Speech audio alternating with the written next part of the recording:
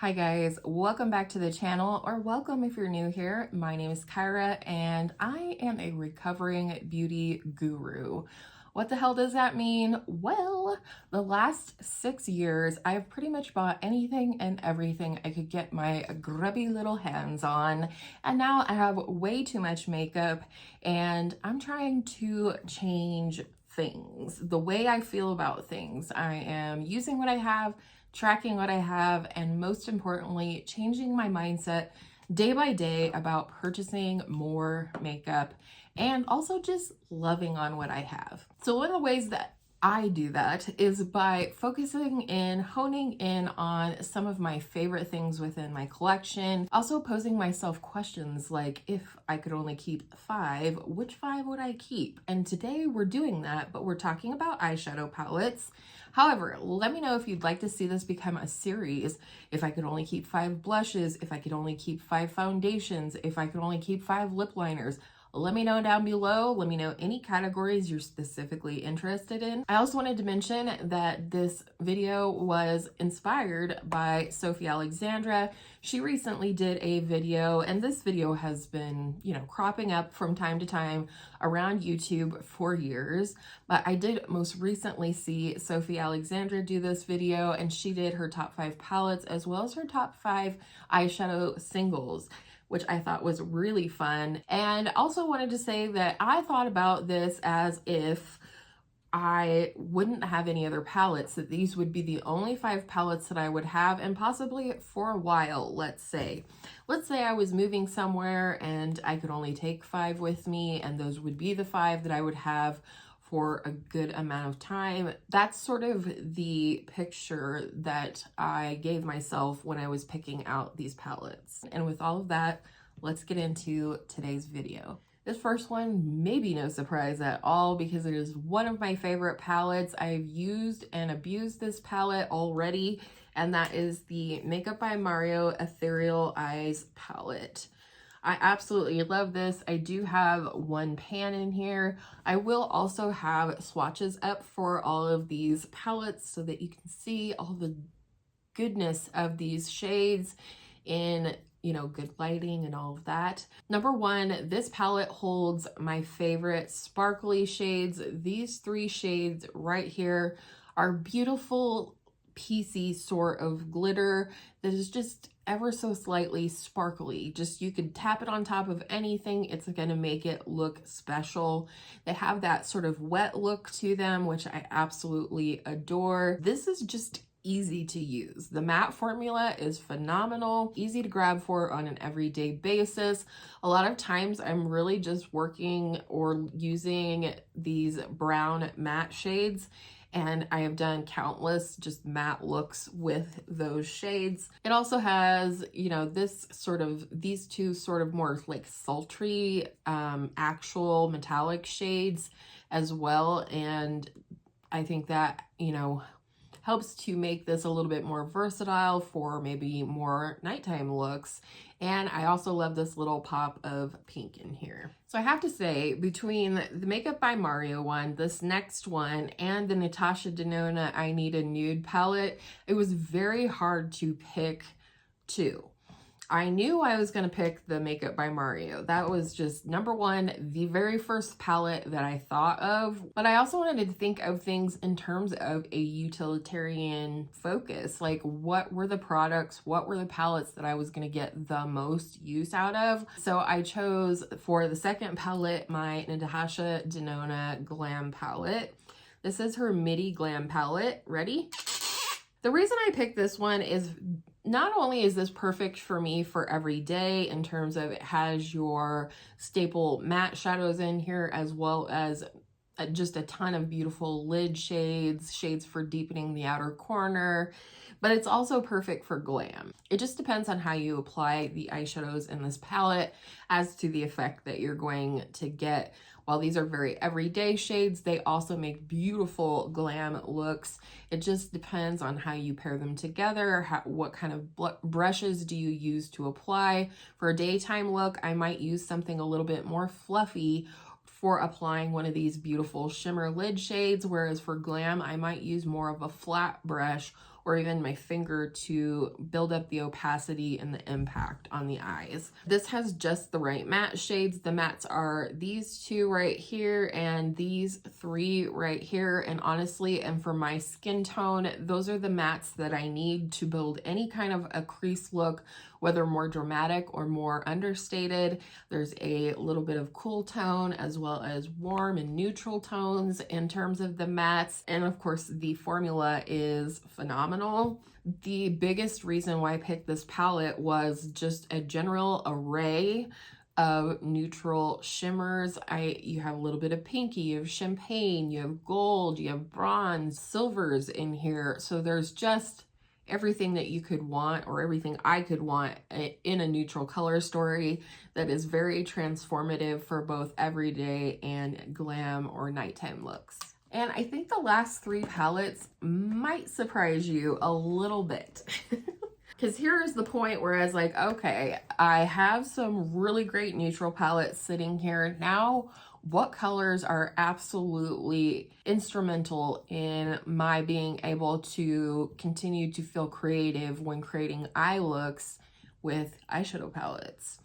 So the next one that I chose kind of falls somewhere in the middle, but it's just such an amazing palette, and that is the Sydney Grace Enduring Love palette. I do have the light version. There's also a darker version, which mostly just has darker matte shades in it. But as you can see here, like, this is just gorgeous. I love the cooler array of mattes in this palette. They're very soft and blendable and just very easy to work with, and this gives me a little bit more cool tone than what either of the other palettes had to offer. But it also gives just absolutely stunning lid shades. Like this shade right here, this little green number, I can't live without this shade in my life. Period.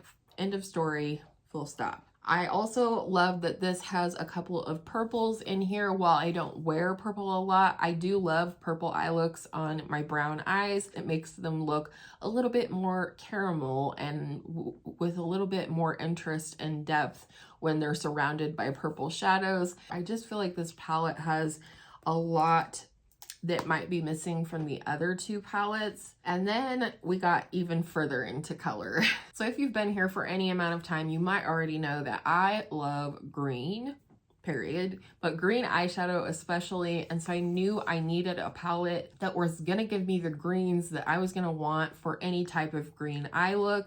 This was a palette that I have spent a lot of time with in the past. In fact, I'll link it below, but I did do a 1 month, one palette with this palette and never found myself bored or ready to give up the project. And that is my BH Cosmetics Avocado Toast palette. I don't know if you can get this one anymore. If you can, it's linked in my biddable storefront. This has so much goodness in it. And of course the packaging is absolutely ridiculous on camera, but you have these 4 green mattes here. You got this blue green, more of an army green, sort of a grassy green, and a Kelly green here. So a nice array of green mattes to use in any look, as well as you have this sort of army green here. You have like a brownie with an undertone of green. You have this like very light chartreusey lemony green here. And then 2 more, I don't want to say cool tone, but a little bit more blue in the green than yellow.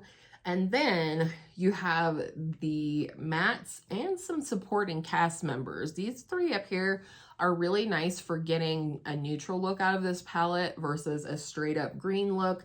I absolutely love Avocado, is what it's called up here. Love the inclusion of this shade Pink Salt. And I love this. This has a nice paprika, this nice terracotta shade, nice warm brown with almost a titch, dare I say, like it's almost verging on burgundy. And then of course a black. I think this is just such a fun palette. And like I said, I've spent a lot of time with it. And so I know I would enjoy having it and just having the availability of such a variety of beautiful green shadows. And I love the formulas. I think the formulas in the BH Cosmetics palettes are phenomenal. I would highly recommend. The last palette took me forever to choose. I knew I wanted a little bit of color. I tried to think what was missing from the other palettes. One thing that I felt was maybe not represented was some peachy tones, as well as some warmer toned purples. There are, again, those purples here in the Enduring Love palette. This one's a little bit warmer, but it is a metallic. And then this one's pretty deep. Without further ado, it's a ColourPop Blush Crush palette. Say that 4 times fast. As much as I don't feel like the ColourPop formula ages very well, I love this palette. And I feel like this one, my That's Taupe and my Going Coconuts palette have all aged fairly well. They all still work pretty well, but a lot of my other palettes from ColourPop have ended up being decluttered because the shadows just aren't aging well. As they age, the mattes get very powdery. They're not impactful. They just kind of blend away on the eye. Some of the shimmers get more dry and flaky and just, again, don't have that impact on the eye that they once did. So this really has a lot going for it in terms of filling in gaps of my collection. Of course, you have a peachy shade here and a lid setting shade here. This is a beautiful Super Shock formula that is kind of peachy and kind of hard to see. I mean, this is an older palette. Got a Dusty Rose moment, but we also have these 2 orchid purple kind of shades, and those are my kind of purples. If I could buy a purple shirt, I would want it to be somewhere there. So I do enjoy that. We get a nice warm pink here, and then 2 really beautiful shimmers. One lighter with a little bit more peach in it and one darker, and it's more like an orchidy purpley pink with a peach flip. So like I said, this one has a lot going for it in terms of filling in gaps in my collection. So right now I'm going to put a picture up for you of all 5 of these palettes together, and this is what my eyeshadow collection would look like if I could only keep 5. What gaps are you maybe noticing, or where would you add or subtract? If you were doing this exercise, what palettes would you keep? Because I'm very curious, because when you think about it in terms of, you know, if I can only keep 5 eyeshadow palettes, this is the 5 I would keep, and I would immediately repurchase a bunch more of eyeshadow palettes. But if I was really only keeping 5, and these are the ones that I would have to work with for some time, these are the ones that I would choose, and I feel like I have a pretty good balance. I don't feel like there's a lot missing from here. So those are the 5 palettes. I once again want to say thank you to Sofie Alexandra for inspiring me to do this video. Her video, of course, will be linked down in the description box below. And also, I would love to hear from you. Would you like to see if I could only keep 5 in other categories, and which categories do you want to see? Thank you so much for hanging out with me today. If you do want to see more, I hope you'll consider subscribing before you leave. That way you'll know anytime I upload a video, as long as you turn on your notifications to all. And I hope all of your makeup days are absolutely beautiful makeup days, and I will see you in my next video very, very